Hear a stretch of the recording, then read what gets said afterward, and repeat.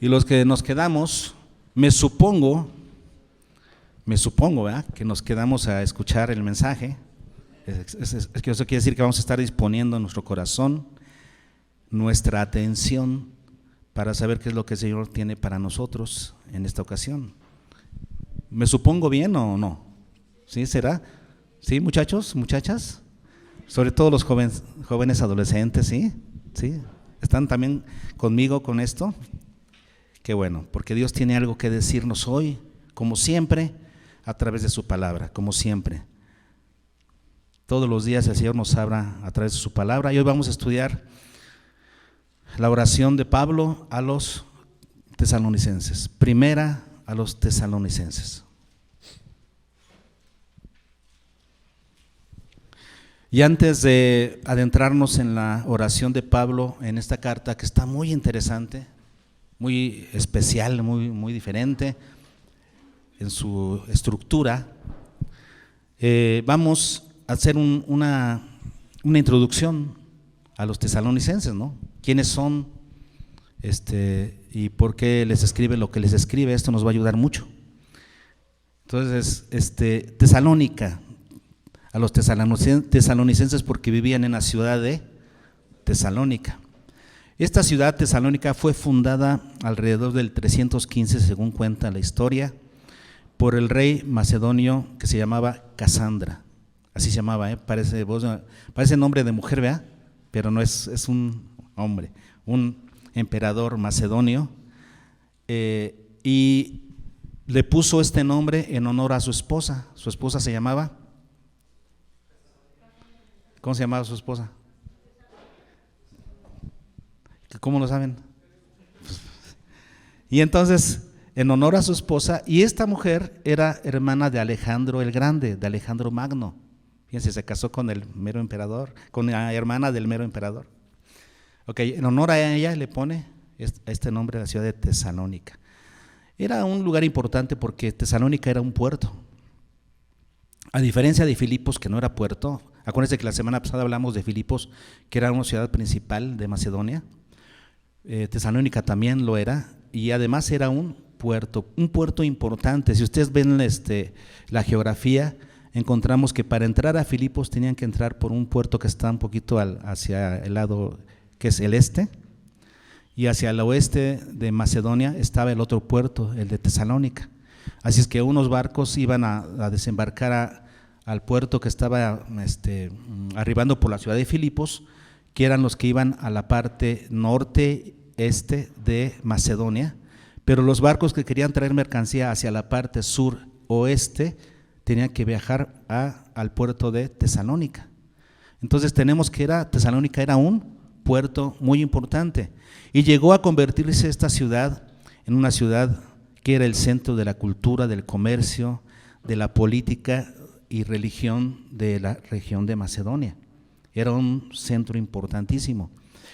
Además, pasaba por Tesalónica lo que se llamaba la Vía Egnacia, o sea, una carretera que unía al este con el oeste de toda la región de Macedonia, y pasaba justamente por aquí. Es como Calera, ¿no?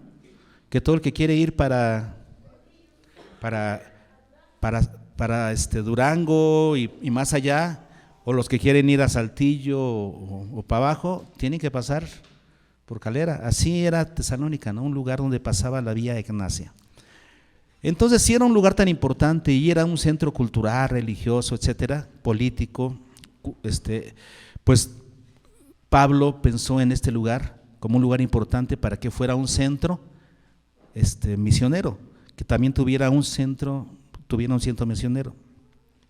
Si vemos, por ejemplo, en el versículo 8, en el capítulo 1, versículo 8 de Tesalonicenses, dice: porque partiendo de vosotros ha sido divulgada la palabra del Señor no solo en Macedonia y Acaya, sino también en todo lugar. Vuestra fe en Dios se ha extendido.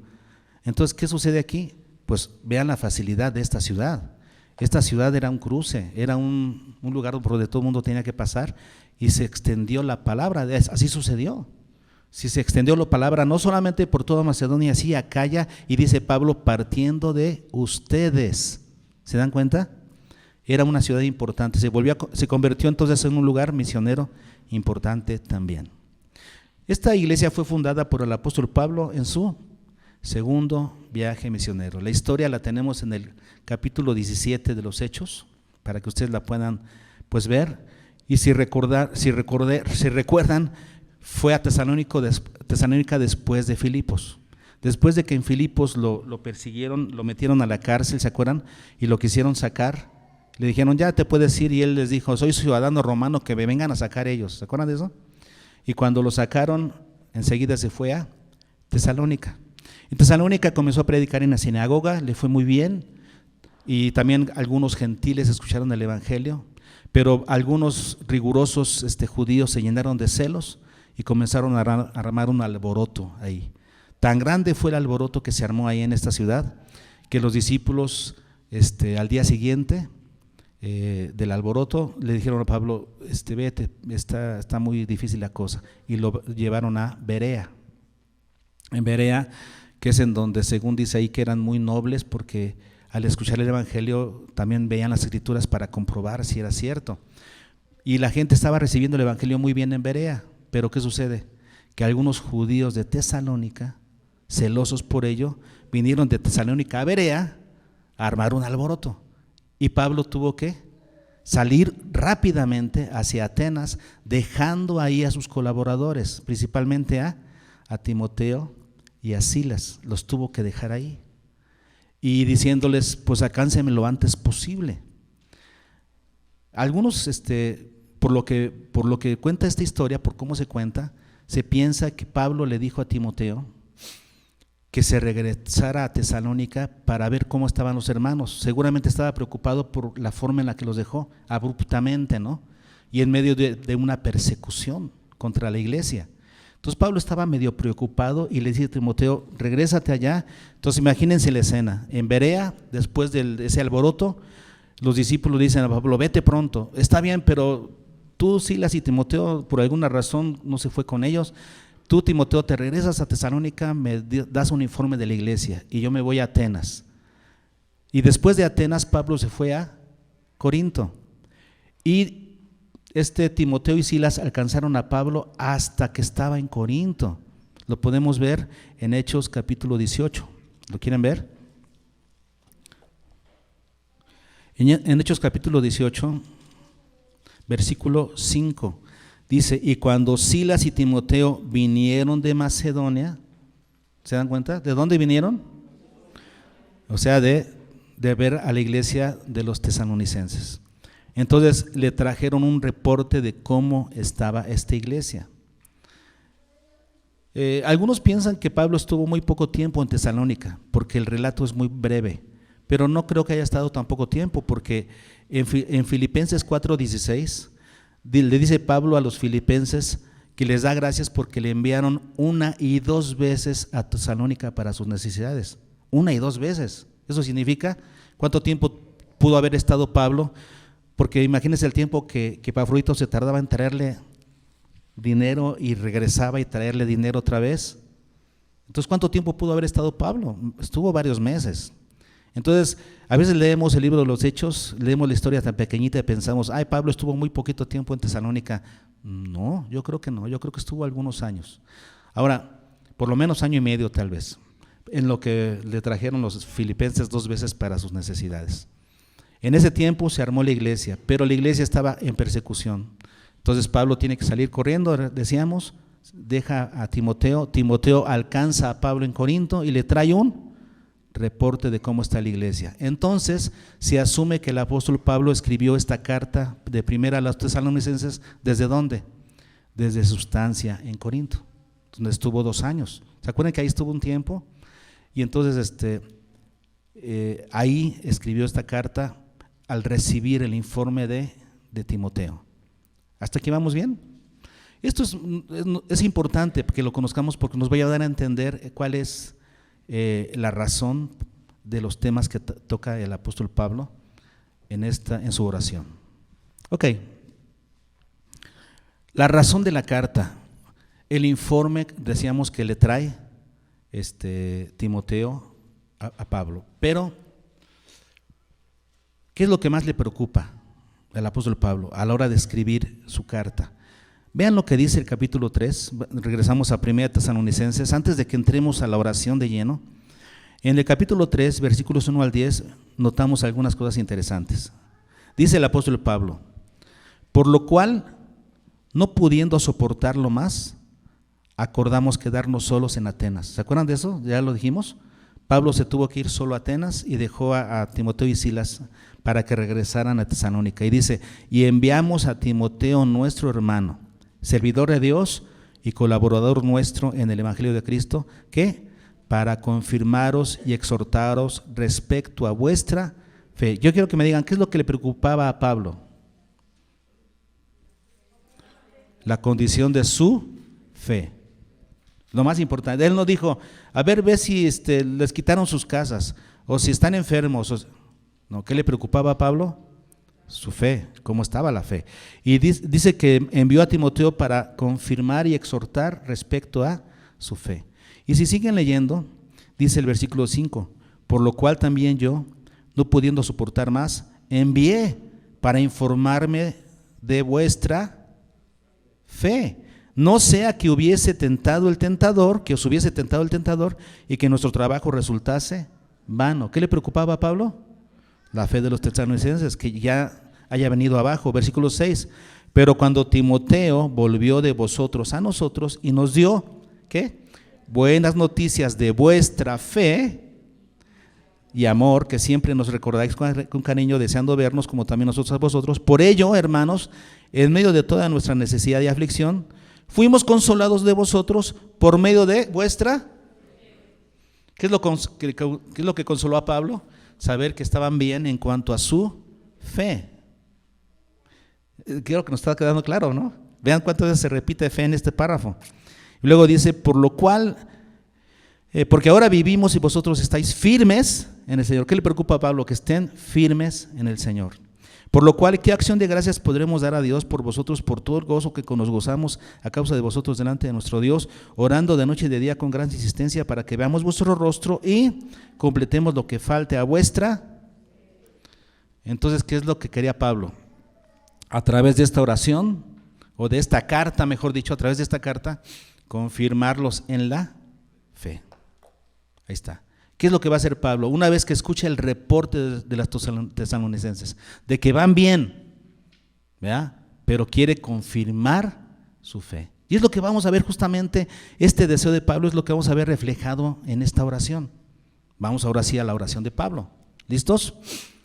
Esta oración es muy curiosa porque Pablo como que nos va dando pequeñas porciones, nos va dosificando su oración de a poco a través de toda la carta. Vemos fracciones de su oración en el capítulo 1, en el 2, en el 3, en el 4, en el 5. Como que nos fue dosificando la oración a través de toda la carta. Es una forma muy especial que no vemos en ninguna otra carta de Pablo. Vamos a verlo, fíjense, en el capítulo 1, versículos 2 y 3 dice: damos siempre gracias a Dios por todos vosotros, haciendo memoria de vosotros en nuestras oraciones. Esto es como que clásico de Pablo, ¿no? Siempre que se acuerda en sus oraciones de los hermanos, ora por ellos y se los menciona. Siempre que me acuerdo, doy gracias a Dios por ustedes. ¿Y por qué da gracias Pablo? Pues recordamos, ¿no? Porque Timoteo le trajo un buen reporte de cómo estaban ellos. ¿Cómo están ellos? Versículo 3. Acordándonos sin cesar delante de Dios y Padre nuestro, ¿qué? De la obra de vuestra fe, del trabajo de vuestro amor y de vuestra constancia en la esperanza en nuestro Señor Jesucristo. ¿Qué es lo que Timoteo le reporta a Pablo? Que la iglesia tiene fe, amor y esperanza. La famosa trilogía de Pablo, ¿no? Que siempre en varias partes menciona. A Pablo le importa mucho, le interesa mucho que la iglesia tenga estas tres cualidades: fe, amor y esperanza. Lo vimos inclusive en la oración de la semana pasada. Es la trilogía favorita de Pablo. Y entonces en el reporte de Timoteo viene que ellos están así, que están bien, que ellos tienen obra de fe. ¿Qué significa esto? Que ellos manifiestan obras que son evidencia de su fe. ¿Cómo se demuestra la verdadera fe? Por las obras. Eso quiere decir por tu diario vivir, por cómo vives. Así demuestra la fe. Eso quiere decir que en el tiempo que Timoteo estuvo con los tesalonicenses, que fue enviado por Pablo, ese tiempo él pudo ir a ver a los hermanos en su negocio, en su taller, a las hermanas ahí en su casa, a los muchachos en su escuela, o qué sé yo, y pudo verlos. ¿Qué es lo que vio Timoteo? Obras de fe.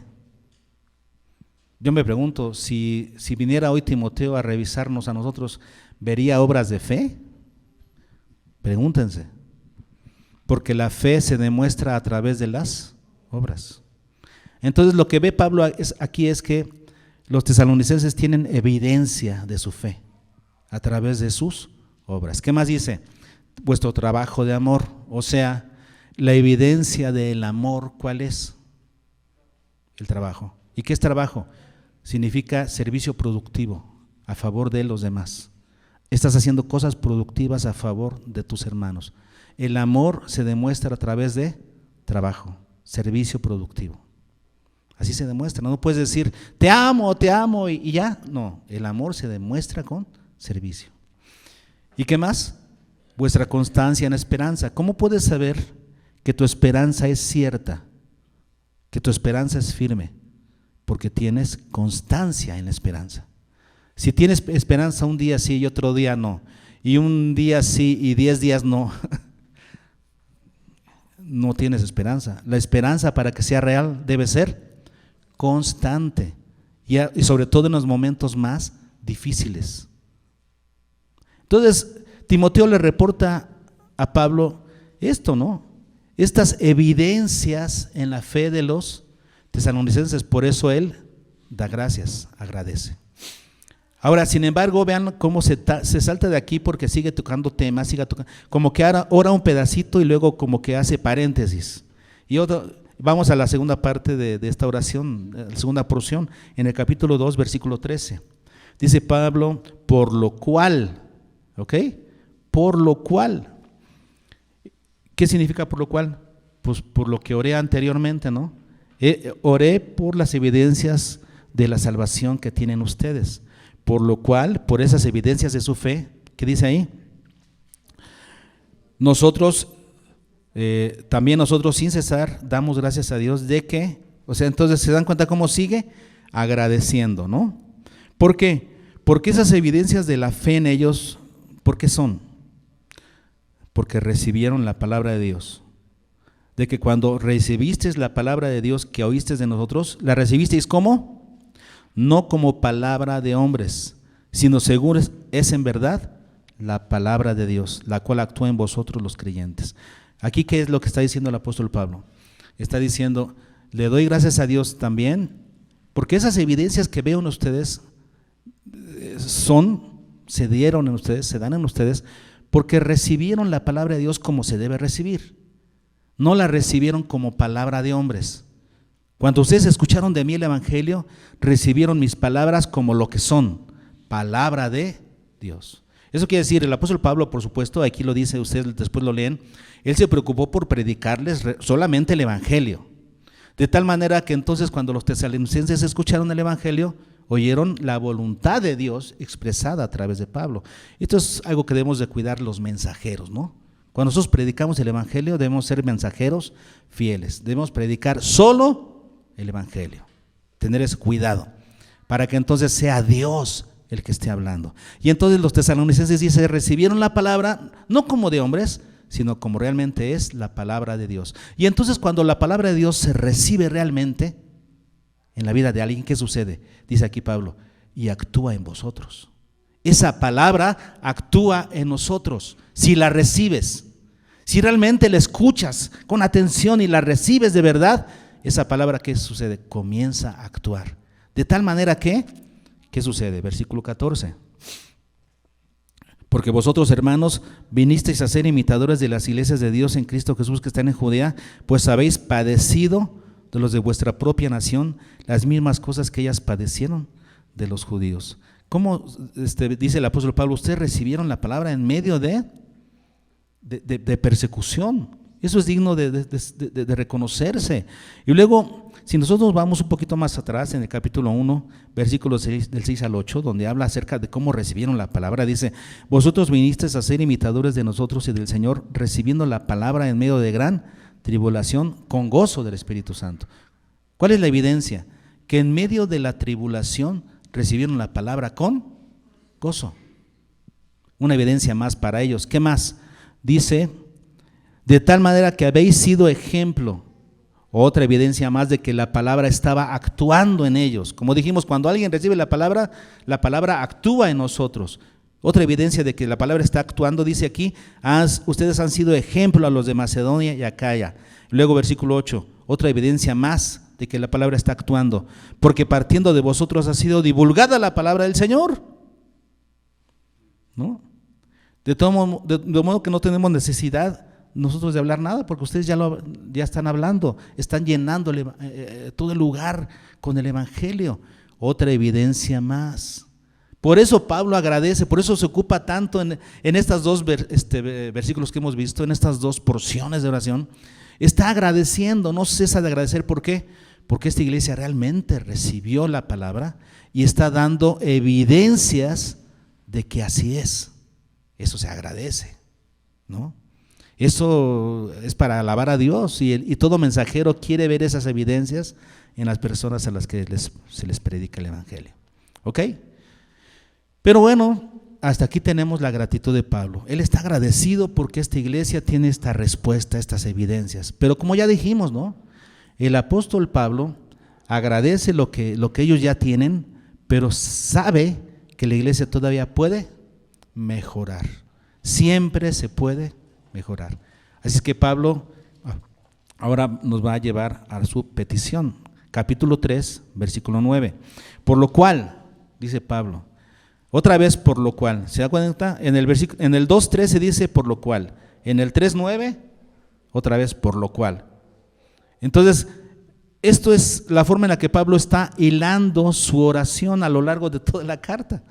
Por lo cual, eso quiere decir, por las evidencias de la fe que ustedes tienen, las evidencias que Timoteo me vino a contar, ¿no?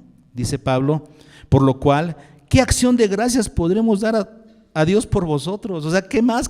¿Cómo puedo agradecerle a Dios por ver esas evidencias en ustedes? Sigue diciendo, donde estamos en el 9, ¿eh?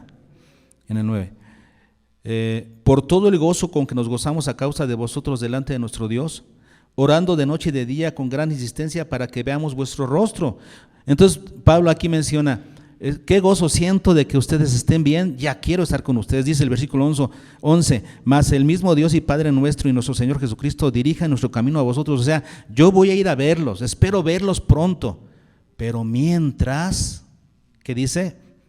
La tercera parte del versículo 9, dice, del versículo 10, dice: y completemos lo que falte a vuestra fe. ¿Qué va a hacer Pablo ahora? Completar lo que falte a la fe, lo que falta a la fe de ellos. ¿Qué es lo que, según el reporte de Timoteo, qué es lo que les falta? Si es una iglesia que va bien, repito, ¿no? Que tiene fe, amor, esperanza, que tiene evidencias de su salvación, que está predicando el evangelio por toda la región de Macedonia y Acaya, o sea, tiene muchas evidencias. Esta iglesia va bien, pero ¿qué le habrá dicho Timoteo? Que Pablo está diciendo: quiero completar algo que falta a vuestra fe. Les falta algo. ¿Qué es? Vamos a ver. Y aquí es donde viene ya la petición del apóstol Pablo. Acuérdense que estamos aprendiendo a orar. Aún podemos orar por los creyentes que van bien. Y claro, aquí en este caso el apóstol Pablo, por el reporte que recibieron, nosotros podemos hacerlo por la atención que tenemos hacia la gente, ver qué es lo que les hace falta en el Señor para completar su fe. Bueno, ¿qué es lo que ve Pablo? Aquí está la petición, versículo 12. Y el Señor os haga crecer y abundar. Eso quiere decir, ya hay algo ahí. No está diciendo el Señor los haga empezar algo, no. Os haga crecer y abundar en esto. Ya lo tienen en parte, pero deben crecer y abundar en esto, ¿ok? ¿En qué? En el amor unos para con otros y para con todos. O sea, en amarse unos a otros y a todos los demás. En el amor. Ahora, vamos a entender esto, ¿no? Porque nos parece algo muy común. Cuando si lo lees así nomás, por encimita dices, nada más amarnos, está fácil. Los amo. Así, eso es amor, ¿no? ¿Qué es el amor? ¿Qué es el verdadero amor? Ya lo hemos dicho otras veces, el amor ágape. El amor ágape son acciones. Acciones que a la persona que las recibe, esas acciones, no le quedan lugar a dudas de que eso es amor. Como decíamos de Jesucristo, ¿no? El Padre amó al mundo que ha dado a... Entonces, ¿nos queda duda del amor de Dios? El amor entonces se define como acciones que no te dejan lugar a dudas que eso es amor. Porque nosotros podríamos hacer acciones que realmente no son amor, que pensamos que es amor. Ya lo he dicho en otra ocasión, en los ejemplos. Un padre que no disciplina a su hijo porque le duele pegarle. ¿Qué sucede? ¿Eso es amor? Él cree que eso es amor, pero eso no es amor. Porque el padre que no disciplina a su hijo no lo ama. Entonces, el amor significa acciones realmente motivadas por el amor. Y debe ser entonces esas acciones que demuestran amor entre unos y otros. Pero vamos a ver, porque Pablo sigue con la idea, no la corta aquí. ¿A qué se está refiriendo con estas demostraciones de amor? Bueno, vamos a ver.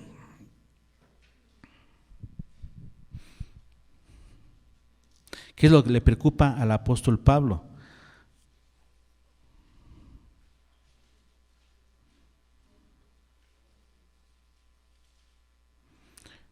Ok, estamos en el versículo 12, vean el 13.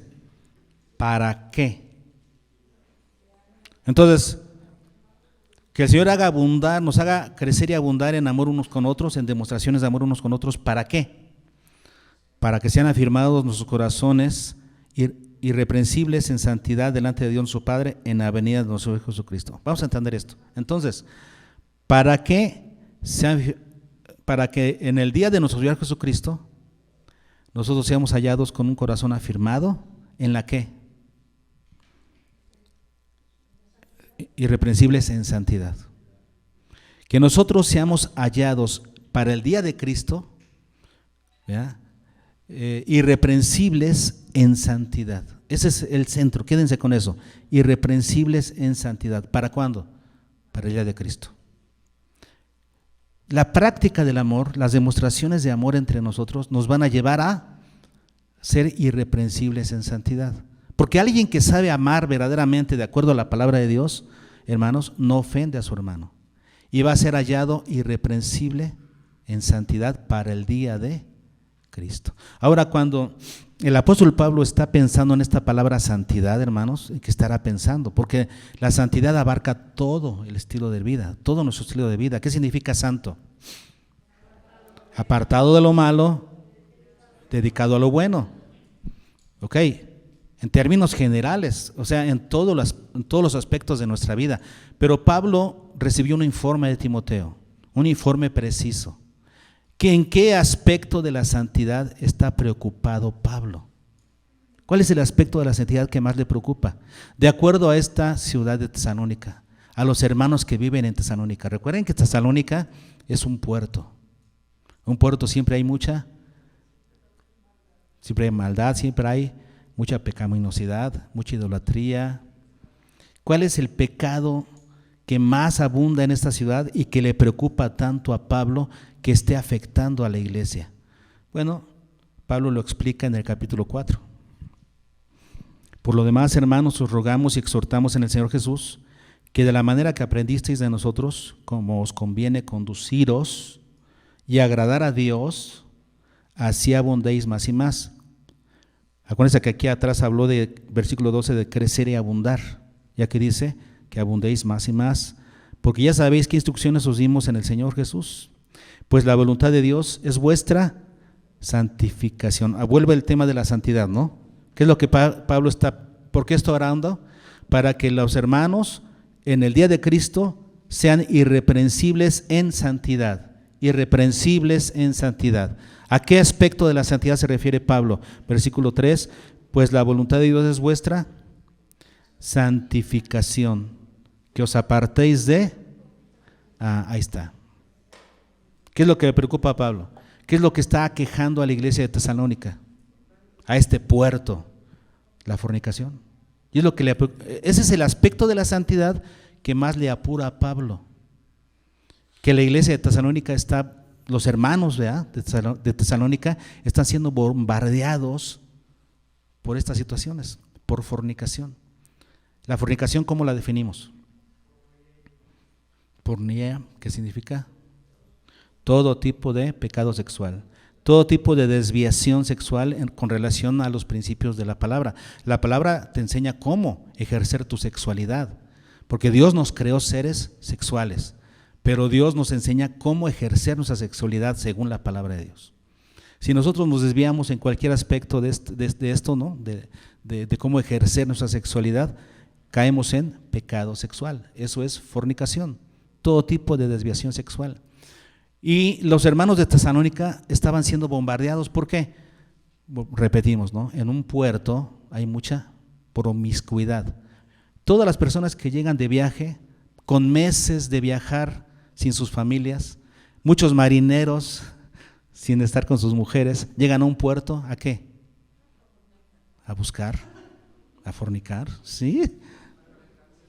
Es como hoy en día la fama que tienen los traileros, ¿no? Que en cada puerto, porque está la necesidad. Pero además de eso, se construían templos. Viajaban y llegaban a Tesalónica, llegaban a los puertos personas de diferentes partes, de diferentes países del mundo antiguo, y como llegaban mucho ahí, construían templos o altares a sus dioses.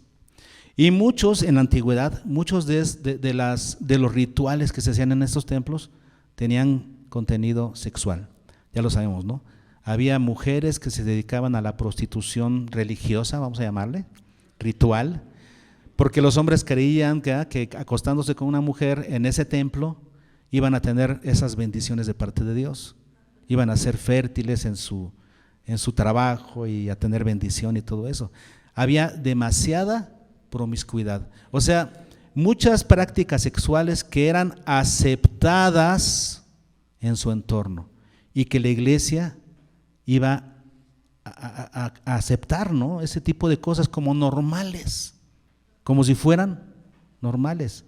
Y ese es el gran peligro en el que está pensando Pablo. Seguimos estudiando, vean lo que dice.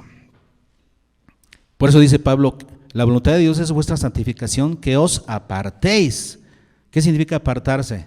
Salir corriendo de todo ese tipo de cosas que la gente en esa ciudad consideraba como normales. Pero el creyente que en Cristo no puede verlas normales. ¿Qué debe hacer? Correr. Como lo hizo José. Correr, apartarse. Versículo 4. Porque también estando con vosotros os predecíamos que íbamos a pasar, el 4, perdón, 4. Que cada uno de vosotros, vean este texto, está interesantísimo, que cada uno de vosotros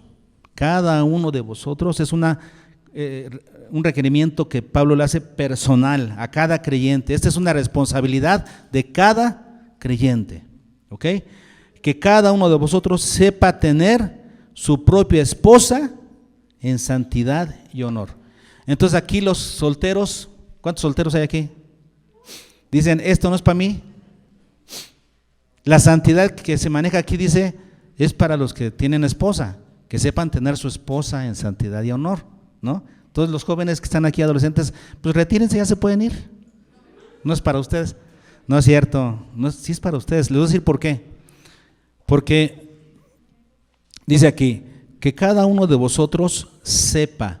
Fíjense, esta palabra sepa está conjugada en tiempo perfecto. O sea, que sepa perfectamente bien, ¿qué? Tener su propia esposa. Aquí está el problema. La palabra esposa no es la palabra griega que se traduce como esposa en el griego. No es. esta es una palabra que es la palabra skeuos, que significa utensilio, herramienta. Pablo está diciendo que cada uno de ustedes sepa tener su utensilio, su herramienta, ¿qué? En santidad y honor. ¿A qué se está refiriendo Pablo? ¿Cuáles son nuestros utensilios como seres humanos? Pues nuestros ojos, nuestra boca, nuestras manos. Con eso, esas son nuestras herramientas. Aquí, cuando Pablo está hablando de la santidad en el aspecto sexual, porque está hablando de la fornicación, ¿cuáles son los instrumentos? Nuestros miembros sexuales. Aquí no está refiriéndose a la esposa, está refiriéndose a nuestros miembros sexuales, a nuestra sexualidad. Y entonces ahí sí nos pega duro a todos, porque está diciendo que cada uno de nosotros, responsabilidad personal, si tú eres de Cristo, tienes una responsabilidad delante de Dios. Que cada uno de vosotros sepa, es algo que debes de saber cómo manejar. Sepa que tener sus propios miembros sexuales en santidad, apartados del mal, dedicados al bien, de acuerdo a las definiciones bíblicas, y honor. Luego dice el apóstol Pablo, versículo 5, no en pasión de concupiscencia, como los gentiles que no conocen a Dios. Los gentiles, la gente que no conoce a Dios, ¿cómo maneja su sexualidad? Con pasiones y concupiscencia. ¿Qué significa compasión de concupiscencia? Concupiscencia significa debilidad. Entonces, con debilidad de sus pasiones. Entonces, si de por sí las pasiones nos atacan fuerte y todavía somos débiles en las pasiones, el Señor en nosotros, hermanos, Cristo en nosotros, el Espíritu Santo en nosotros, la palabra de Dios en nosotros, nos hace fuertes contra las pasiones. Esa herramienta no la tiene la gente sin Cristo.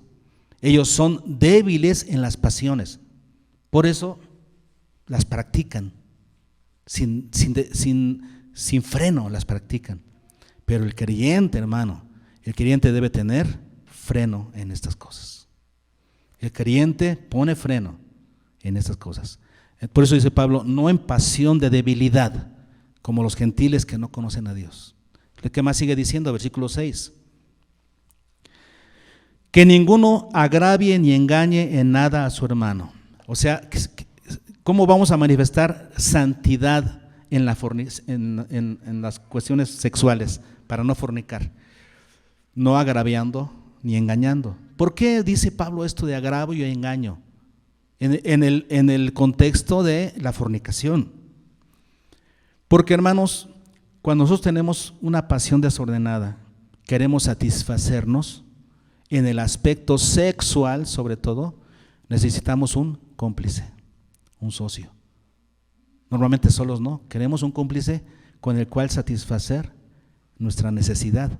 Y para lograr tener ese cómplice, ¿qué hacemos? ¿Lo convencemos o lo engañamos? Agravio o engaño. Y así se da, ¿no? Normalmente cuando una persona quiere satisfacer su necesidad, agravia y engaña a otro, lo que llamamos abuso, ¿no? Abusa de la otra persona que normalmente es más débil o más pequeña o qué sé yo, más vulnerable, y ya el otro satisfizo su necesidad. Un clásico ejemplo lo tenemos en Amnón y Tamar, ¿no? Cuando Amnón tenía deseos por Tamar, su media hermana, ¿qué hizo para poder lograr su objetivo? La engañó y con eso la agravió y logró su objetivo. Por eso dice Pablo que ninguno agravie y engañe, porque este pecado sexual de la fornicación te hace engañar y agraviar al otro. Por eso la práctica del amor real, las demostraciones de amor real, te van a ayudar a no caer en fornicación, porque cuando tú amas no agravias ni engañas a tu prójimo. Es ahí donde la práctica del verdadero amor te lleva a la santidad. Por eso Pablo hablaba del amor al prójimo. Y sigue diciendo el versículo 6, porque el Señor, ¿qué? Es vengador ¿de qué? De todo esto. O sea, cuando alguien agravia y engaña para satisfacer sus necesidades, sus pasiones desordenadas. El Señor es ¿qué? Vengador de todo esto. Eso quiere decir, no vas a salir impune. No vas a salir impune. Dios castiga esto. Y yo no he visto en mi corta vida, porque la vida es corta, no he visto jamás a alguien que desobedezca a Dios en este aspecto y haya quedado impune. No conozco a ni uno. Siempre se paga un precio, y un precio muy alto. El Señor es vengador de todo esto. Versículo 7. Pues no nos ha llamado Dios a inmundicia. ¿Cómo ve Dios todo pecado de fornicación, toda desviación sexual? ¿Cómo la considera Dios? Inmundicia. Es algo inmundo para Dios. ¿Y qué significa inmundo? Guácala, esto, ganas de vomitar, ¿no? Por eso Dios quiere vomitar a los tibios. Para Él son inmundicia los tibios. Él quisiera mejor que fueras frío o caliente. Para el Señor eso es inmundicia, pero no nos ha llamado a nosotros a inmundicia. Nuestro llamado es ¿qué? A la santificación. El llamado del creyente es a ser santo, a no caer en las trampas del mundo en el que vivimos, a no ver como normal algo que Dios ve como inmundo. Somos llamados a ver con los ojos de Dios. Capítulo 5, versículo 23, donde Pablo termina su oración. Y el mismo Dios de paz, vean cómo ha ido dosificando la oración a lo largo de toda la carta y termina en el versículo 23. Y el mismo Dios de paz os santifique. ¿Dónde está la preocupación de Pablo, hermanos? En este aspecto sexual, en este ataque que está teniendo la iglesia con relación a la demostración de su sexualidad. El mismo Dios de paz os santifique por completo. Y todo vuestro ser, o sea, espíritu, alma, cuerpo, todo vuestro ser, sea guardado, ¿qué? Otra vez irreprensible. ¿Para cuándo? Para la venida de nuestro Señor Jesucristo. ¿Qué le preocupa a Pablo? Que el día que venga Cristo, el día que nos presentemos delante de Cristo, nosotros seamos hallados irreprensibles en el aspecto de la santidad. Que Dios no tenga que reprendernos nada en cuestiones de la santidad. Y en este caso Pablo aplicándola a la santidad en cuestiones de la fornicación, de la sexualidad. Esto es algo que necesitamos en el día de hoy, ¿no creen, hermanos? Porque hoy en día en nuestro mundo estamos siendo bombardeados por una sexualidad liviana, ¿no? Liviana, o sea, practica la sexualidad sin freno, no pasa nada. Ese es el ataque, ese es el bombardeo que tenemos. Pero nosotros no podemos ver como normal algo que Dios ve como inmundo. Métaselo a la cabeza. Aprenda de Dios, hermano, santifíquese, porque Dios desea tu santificación. Y así como en la sexualidad, pues en todos los aspectos de la vida. Versículo 24, fiel es el que os llama. ¿Quién nos llama? El Señor, el cual también lo hará. O sea, de parte de Dios tenemos garantizada su participación. Dios quiere nuestra santificación y nos ha dado las herramientas para vivir en santidad. Si un creyente no quiere vivir en santidad es porque no quiere. No puede decir no puedo. No, eso no se puede decir. Un creyente, si no vive en santidad es porque no quiere. Ahora, la santidad se va aprendiendo, por supuesto, es progresiva, pero se tiene que ver un avance real. Entonces, la parte de Dios está garantizada, pero en la nuestra, nuestro deseo de servir al Señor. ¿Qué hemos aprendido hoy, hermanos? En conclusión, bueno, ¿cómo podemos orar por nuestros hermanos? Número 1, en gratitud por lo que Dios está haciendo en sus vidas, por la respuesta de los hermanos, de mis hermanos al Evangelio. Cuando yo veo que algunos de ustedes están respondiendo bien al Evangelio, siendo obedientes al Evangelio, yo doy gracias a Dios por ustedes. Ustedes deben de dar gracias a Dios por los creyentes que son ejemplo, que son modelos, por aquellos que responden bien al Evangelio. Número 2, la petición. ¿Cuál es la petición? ¿Qué debemos de pedir por la iglesia? Porque se santifiquen, que aprendan a amar realmente, porque el amor les va a ayudar a vivir vidas santas. ¿Y en qué aspecto deben santificarse principalmente en este mundo? Que sean santos en su sexualidad, que no caigan en ningún tipo de fornicación. Y eso es algo que tenemos que orar, hermanos, porque si Pablo lo oró para una iglesia que estaba inmersa en ese problema, nosotros en este mundo, hermanos, estamos más que inmersos en esa situación. Tenemos que orar los padres por nuestros hijos, los hijos por sus padres, para que no caigan en ninguna situación de fornicación. ¿Por qué? Porque el Señor es vengador de todo eso. Van a haber consecuencias en la familia si no se erradica esa situación. Entonces oremos, hermanos, porque estemos en santificación. ¿Y cuál es el propósito de esta oración? Para que en el día de Cristo, para que en el día del Señor seamos hallados irreprensibles en santidad. Que Dios no tenga que reprendernos de ninguna manera. No haya razón para reprendernos en esas cuestiones. Esos son los temas de oración. ¿Qué tal? ¿Aprendimos a orar un poquito más? ¿Sabemos por qué orar? Orando de acuerdo a lo que Dios pone realmente en nuestro corazón.